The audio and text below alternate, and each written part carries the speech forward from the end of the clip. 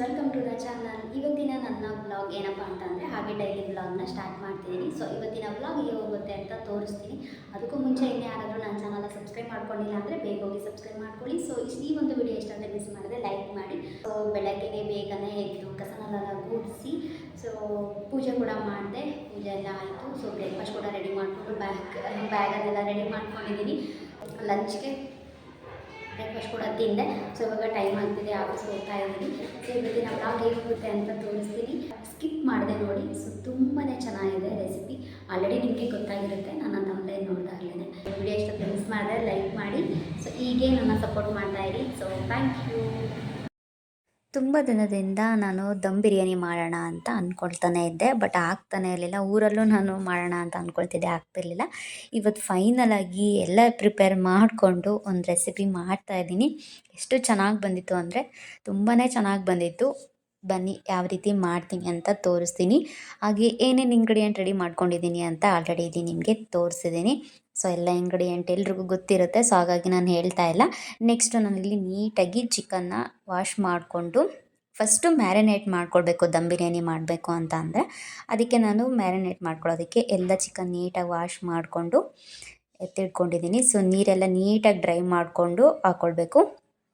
First ನಾನು ಶುಂಠಿ ಬೆಳ್ಳುಳ್ಳಿ ಪೇಸ್ಟ್ ಹಾಕ್ಕೊಳ್ತಾ ಇದ್ದೀನಿ, ಸ್ವಲ್ಪ ಅರಿಶಿನ ಹಾಕ್ಕೊಳ್ತಾ ಇದ್ದೀನಿ, ಹಾಗೆ ಒಂದು 3-4 ಸ್ಪೂನ್ ಮೊಸರು ಹಾಕ್ಕೊಳ್ತಾ ಇದ್ದೀನಿ, ಖಾರದ ಪುಡಿ, ಹಾಗೆ ರುಚಿಗೆ ತಕ್ಕಷ್ಟು ಹಾಕ್ಕೊಳ್ಳಿ ನೀವು. ಸೊ ರುಚಿಗೆ ತಕ್ಕಷ್ಟು ಸಾಲ್ಟು. ಸೊ ಎಲ್ಲನೂ ನಾನು ಒಂದರಲ್ಲೇ ಇಟ್ಕೊಂಡ್ಬಿಟ್ಟಿದ್ದೀನಿ, ಸೊ ಬೇಗ ಬೇಗ ಕ್ವಿಕ್ಕಾಗಿ ಸಿಗುತ್ತೆ ಅಂತ. ಹಾಗೆ ಧನಿಯಾ ಪುಡಿ. ಸೊ ಧನಿಯಾ ಪುಡಿನೂ ಮಾಡಿ ಇಟ್ಕೊಳ್ಬೇಕು. ನಂಗೆ ಟೈಮ್ ಇಲ್ದಿರೋದ್ರಿಂದ ಎಷ್ಟಾಗುತ್ತೋ ಅಷ್ಟು ಮಾಡಿ ಇಟ್ಕೊಂಡಿದ್ದೆ, ಬಟ್ ಅದನ್ನೇ ಹಾಕಿಟ್ಟಿದ್ದೀನಿ.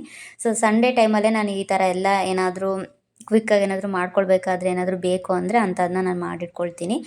ಸೊ ನೆಕ್ಸ್ಟು ಇಲ್ಲಿ ನಾನು ಈರುಳ್ಳಿ ಚೆನ್ನಾಗಿ ಆಯಿಲಲ್ಲಿ ರೋಸ್ಟ್ ಮಾಡಿ ಇಟ್ಕೊಂಡಿರೋದು. ಸೊ ಟಿಶ್ಯೂ ಪೇಪರಲ್ಲಿ ಹಾಕಿದ್ದೆ. ಸ್ವಲ್ಪ ಆಯಿಲ್ ಹಾಕ್ಕೊಂಡು ನೀಟಾಗಿ ಮಿಕ್ಸ್ ಮಾಡ್ಕೊಳ್ಬೇಕು.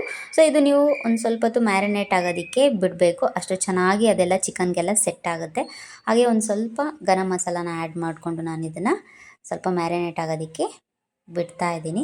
ಸೊ ಅದಾದಮೇಲೆ ನಾವು ಏನೇನು ಬೇಕು ಅಂತ ತೋರಿಸೋದ್ನಲ್ವ. ಸೊ ಇವಾಗ ದಮ್ ಬಿರಿಯಾನಿ ಮಾಡೋದಕ್ಕೆ ಫಸ್ಟು ನಾವು ರೈಸ್ನ ಮಾಡ್ಕೊಳ್ಬೇಕು. ನಾನು ಆಗಲೇ 1/2 ಅವರ್ ಆಗಿತ್ತು ನಾನು ರೈಸ್ ನೆನೆ ಇಟ್ಟಿದ್ದೆ. ಸೊ ಇವಾಗ ಅಕ್ಕಿ ಕೂಡ ನೆನೆ ಇಟ್ಟಿದ್ದೀನಿ. ಈಗ ಫಸ್ಟು ನಾವು ನೀರು ಎಷ್ಟು ಬೇಕೋ ಅಷ್ಟು ಸ್ವಲ್ಪ ಹೆಚ್ಚಿಗೆ ಹಾಕ್ಕೊಳ್ಬೇಕು. ಸೊ ಅದಕ್ಕೆ ಎಲ್ಲ ಸ್ಪೈಸಸ್ನ ಆ್ಯಡ್ ಮಾಡ್ಕೊಳ್ತಾ ಇದ್ದೀನಿ ನೀರಿಗೇ. ನೀರು ಕುದಿಬೇಕಾದರೂ ಹಾಕ್ಕೊಳ್ಬೋದು, ಈ ರೀತಿ ಆದರೂ ಹಾಕ್ಕೊಳ್ಬೋದು.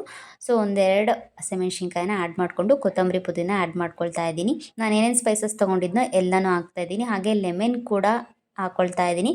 ಸೊ ಸಿಪ್ಪೆ ಸಮೇತ ನೀವು ಅದಕ್ಕೆ ಚೆನ್ನಾಗಿ ಅದನ್ನು ಲೆಮನ್ನ ಹಿಂಡ್ಕೊಂಡ್ಬಿಟ್ಟು ಆಮೇಲೆ ನೀವು ಅದರೊಳಗೆ ಬಿಡಬೇಕು. ಯಾಕೆ ಅಂತ ಅಂದರೆ ಅನ್ನ ಅದು ಒಂಥರ ಮುದ್ದೆ ಥರ ಆಗೋಗ್ಬಿಡುತ್ತೆ. ಹಾಗಾಗಿ ಆ ಥರ ಆನಿಯನ್ ಹಾಕಿದ್ರೆ ಲೆಮನ್ ಹಾಕಿದ್ರೆ ಅದು ಯಾವುದೇ ರೀತಿ ಮುದ್ದೆ ಥರ ಆಗೋದಿಲ್ಲ, ಉದ್ರಾಗಿ ಬರುತ್ತೆ. ಹಾಗಾಗಿ ಹಾಕ್ತಾಯಿದ್ದೀನಿ. ನೆಕ್ಸ್ಟ್ ನಾನು 1 ಟೇಬಲ್ ಸ್ಪೂನ್ ತುಪ್ಪನ ಹಾಕ್ಕೊಳ್ತಾ ಇದ್ದೀನಿ. ಚೆನ್ನಾಗಿ ಇದು ಕುದಿಬೇಕು. ಅದು ಘಮ ಘಮ ಅಂತ ಸ್ಮೆಲ್ ಬರ್ತಾ ಇರುತ್ತೆ ಎಲ್ಲ ಇಂಗ್ರೀಡಿಯೆಂಟ್ ಹಾಕಿರೋದ್ರಿಂದ. ಹಾಗೆ ರುಚಿಗೆ ತಕ್ಕಷ್ಟು ಸಾಲ್ಟ್ ಹಾಕ್ತಾಯಿದ್ದೀನಿ. ಸಾಲ್ಟು ಎಲ್ಲದಕ್ಕೂ ಸ್ವಲ್ಪ ಸ್ವಲ್ಪನೇ ಆ್ಯಡ್ ಮಾಡ್ಕೊಳ್ತಾ ಇರ್ತೀವಿ. ಸೊ ನೀವು ನೆನಪಲ್ಲಿ ಇಟ್ಕೊಂಡು ಸಾಲ್ಟನ್ನ ಫೈನಲಾಗಿ ಹಾಕ್ಕೊಳ್ತಾ ಇರಬೇಕು. ಈಗ ಚೆನ್ನಾಗಿ ನೀರು ಕುದ್ದಾದಮೇಲೆ ನಾನು ಅಕ್ಕಿ ನೆನೆಸಿಟ್ಟಿರೋ ಅಂಥದ್ದನ್ನ ಇದಕ್ಕೆ ಆ್ಯಡ್ ಮಾಡ್ಕೊಳ್ತಾ ಇದ್ದೀನಿ. ಬೇಗನೆ ಆಗೋಗುತ್ತೆ ಗೊತ್ತಾ ದಮ್ ಬಿರಿಯಾನಿ. ಎಲ್ಲ ರೆಡಿ ಮಾಡಿ ಇಟ್ಕೊಂಡ್ರೆ ಕ್ವಿಕ್ಕಾಗಿ ಮಾಡ್ಕೊಳ್ಬೋದು. ಸೊ ನಾನೀಗ ಬಿರಿಯಾನಿ ಅಂದರೆ ಜಾಸ್ತಿ ಈ ಥರ ದಮ್ ಬಿರಿಯಾನಿನೇ ಮಾಡ್ತಾಯಿದ್ದೀನಿ. ಬೇಗನೂ ಮಾಡ್ಬೋದು, ರುಚಿಯಾಗೂ ಇರುತ್ತೆ ಅಂತ. ಸೊ ಇವಾಗ ಫೈನಲಿ ಒಂದು 80% ನಾನು ಅನ್ನನ ಬೇಯಿಸ್ಕೊಂಡಿದ್ದೀನಿ, ನೋಡ್ತಾ ಇರ್ಬೋದು ನೀವು.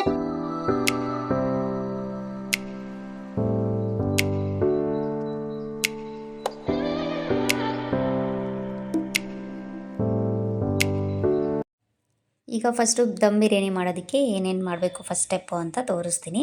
ಮೊದಲಿಗೆ ನಾನಿಲ್ಲಿ ಕುಕ್ಕರ್ನ ತೊಗೊಂಡಿದ್ದೀನಿ. ಸೊ ಇದು ದೊಡ್ಡ ಪಾತ್ರೆಯಲ್ಲಿ ಮಾಡಿದ್ರೆ ಚೆನ್ನಾಗಿ ಫ್ರೀಯಾಗಿ ಇರುತ್ತೆ ರೈಸೆಲ್ಲ. ಸೊ ನನ್ನ ಹತ್ರ ದೊಡ್ಡ ಪಾತ್ರೆ ಇಲ್ಲ, ಹಂಗಾಗಿ ನಾನು ಕುಕ್ಕರಲ್ಲೇ ಮಾಡ್ತಾಯಿದ್ದೀನಿ. ನಾನು 1 ಟೇಬಲ್ ಸ್ಪೂನ್ ತುಪ್ಪ ಹಾಕ್ಕೊಂಡು ಗೋಡಂಬಿನ ರೋಸ್ಟ್ ಮಾಡ್ಕೊಳ್ತಾ ಇದ್ದೀನಿ. ಅದಾದಮೇಲೆ ಈರುಳ್ಳಿ ಹಾಗೆ ಹಸಿಮೆಣ್ಸಿನ್ಕಾಯಿ ಚೆನ್ನಾಗಿ ರೋಸ್ಟ್ ಆಗಬೇಕು. ಈ ಥರ ಬಿರಿಯಾನಿಗೆ ಪಲಾವ್ಗೆ ಎಲ್ಲ ಗೋಡಂಬಿ ಹಾಕಿದ್ರೆ ತುಂಬಾ ಚೆನ್ನಾಗಿರುತ್ತೆ, ಹಾಗಾಗಿ ನನಗಿಷ್ಟ, ನಾನು ಹಾಕ್ಕೊಳ್ತೀನಿ. ಅದಾದಮೇಲೆ ಚೆನ್ನಾಗೆಲ್ಲ ರೋಸ್ಟ್ ಆದಮೇಲೆ ನೀವು ಟೊಮೆಟೊನ ಆ್ಯಡ್ ಮಾಡ್ಕೊಳ್ಬೇಕು. ಈ ಥರ ಹಸಿಮೆಣ್ಸಿನ್ಕಾಯಿ ಈರುಳ್ಳಿ ಆದಮೇಲೆ ನೀವು ಶುಂಠಿ ಬೆಳ್ಳುಳ್ಳಿ ಪೇಸ್ಟ್ ಕೂಡ ಆ್ಯಡ್ ಮಾಡ್ಕೊಳ್ಬೋದು. ಟೊಮೊಟೊ ಹಾಕಿದ್ಮೇಲೂ ಆ್ಯಡ್ ಮಾಡ್ಕೊಳ್ಬೋದು.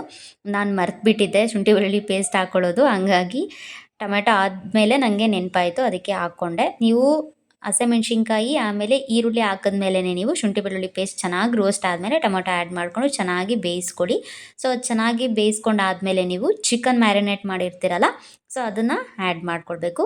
ನೀಟಾಗಿ ಮಿಕ್ಸ್ ಮಾಡಿಕೊಂಡ್ರೆ ಅದು ನೀಟಾಗಿ ಅದು ನೀರು ಬಿಟ್ಕೊಂಡು ಚೆನ್ನಾಗಿ ಗಟ್ಟಿಯಾಗಿ ಆಗುತ್ತೆ. ಸೊ ಎಲ್ಲ ಚೆನ್ನಾಗಿ ಮ್ಯಾರಿನೇಟ್ ಆಗಿರುತ್ತಲ್ಲ, ಎಲ್ಲ ಒದಗಿರುತ್ತೆ. ಸೊ ಇದಕ್ಕೆ ನೀವೇನು ಆ್ಯಡ್ ಮಾಡೋ ಅವಶ್ಯಕತೆ ಇರೋದಿಲ್ಲ. ಅದು ಚೆನ್ನಾಗಿ ಬೇಯಿಸ್ಕೊಳ್ಬೇಕು. ಚೆನ್ನಾಗಿ ಬೆಂದಾದಮೇಲೆ ಒಂದು ಸ್ವಲ್ಪ ನೀವು ಚಿಕನ್ನ ಮೇಲೆ ತಗೊಳ್ಬಿಡ್ಬೇಕು. ಯಾಕಂದರೆ ನಾವು 2 ಸ್ಟೆಪ್ಪು ದಮ್ ಬಿರಿಯಾನಿ ಮಾಡ್ತಿರೋದ್ರಿಂದ 1 ಸ್ಟೆಪ್ಪಿಗೆ ಹಾಕೋದಕ್ಕೆ ಬೇಕಾಗುತ್ತೆ. ಹಾಗಾಗಿ ಉಪ್ಪು ಖಾರ ಎಲ್ಲ ನೀಟಾಗಿ ನೋಡಿಕೊಂಡು ಆವಾಗಲೇ ನೋಡ್ಕೊಳ್ಳಿ.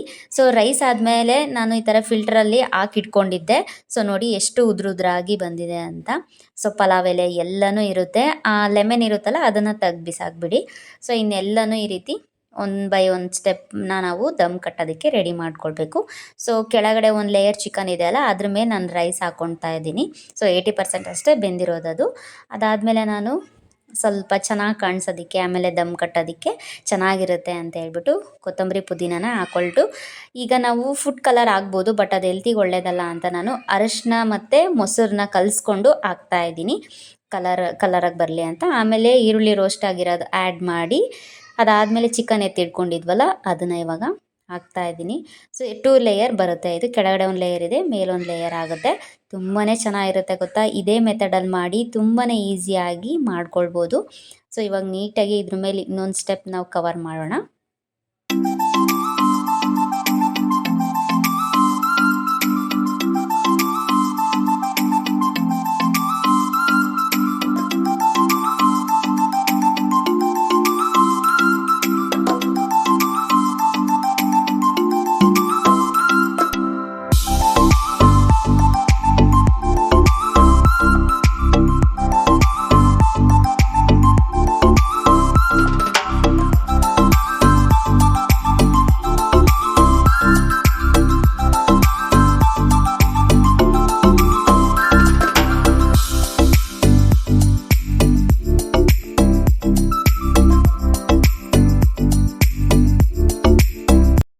ಫೈನಲ್ ಆಗಿ ನಾನು 2 ಲೇಯರು ದಮ್ ಬಿರಿಯಾನಿ ಮಾಡೋದಕ್ಕೆ, ದಮ್ ಕಟ್ಟೋದಕ್ಕೆ 2 ಲೇಯರ್ ಮಾಡ್ಕೊಂಡಿದ್ದೀನಿ.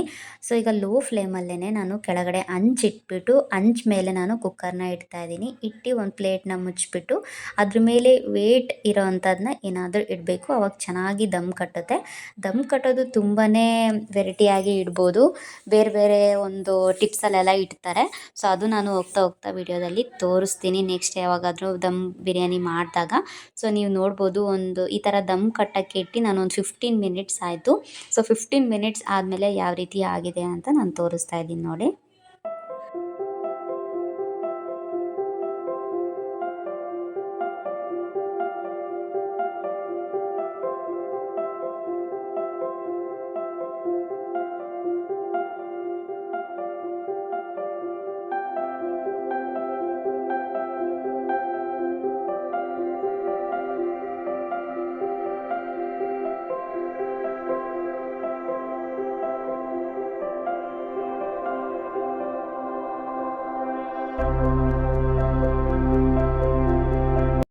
ಕೊನೆಗೂ ದಮ್ ಬಿರಿಯಾನಿ ಕೂಡ ರೆಡಿ ಆಯಿತು. ಅದ್ರ ಜೊತೆ ನಾನು ಕಬಾಬ್ ಮಾಡೋಣ ಅಂತೇಳಿ ಮಾಡ್ತಾಯಿದ್ದೀನಿ. ಸೊ ಇದನ್ನು ಕೂಡ ಅದ್ರ ಜೊತೆ ಮ್ಯಾರಿನೇಟ್ ಮಾಡಿ ಮುಂಚೆನೇ ಎತ್ತಿಟ್ಟಿದ್ದೆ. ಸೊ ಇವಾಗ ಕಬಾಬ್ ಕೂಡ ಮಾಡ್ತಾಯಿದ್ದೀನಿ.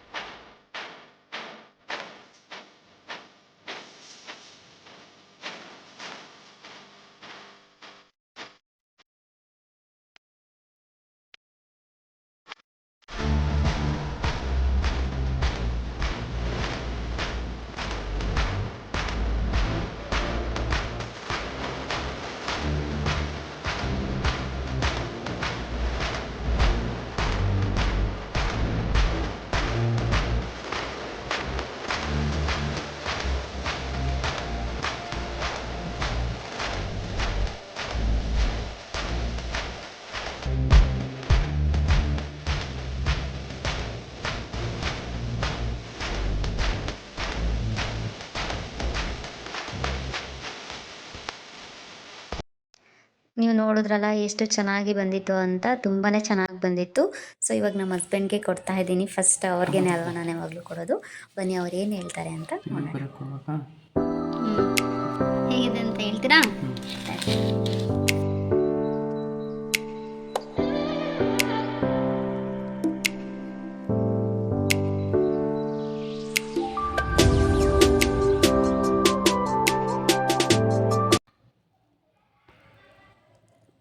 ಬಿಸಿ ಬಿಸಿ ಬಿಸಿ ಬಿಸಿ ಸಕ್ಕತ್ತಾಗಿದೆ.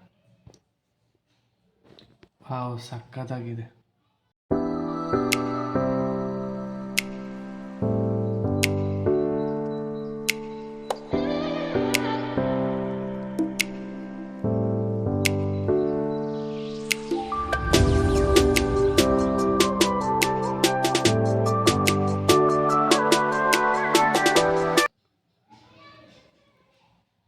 Wow, super. ಅಪ್ಪ, ಸಖತ್ ಟೇಸ್ಟ್ ಇದೆ, ಸಖತ್ತಾಗಿದೆ.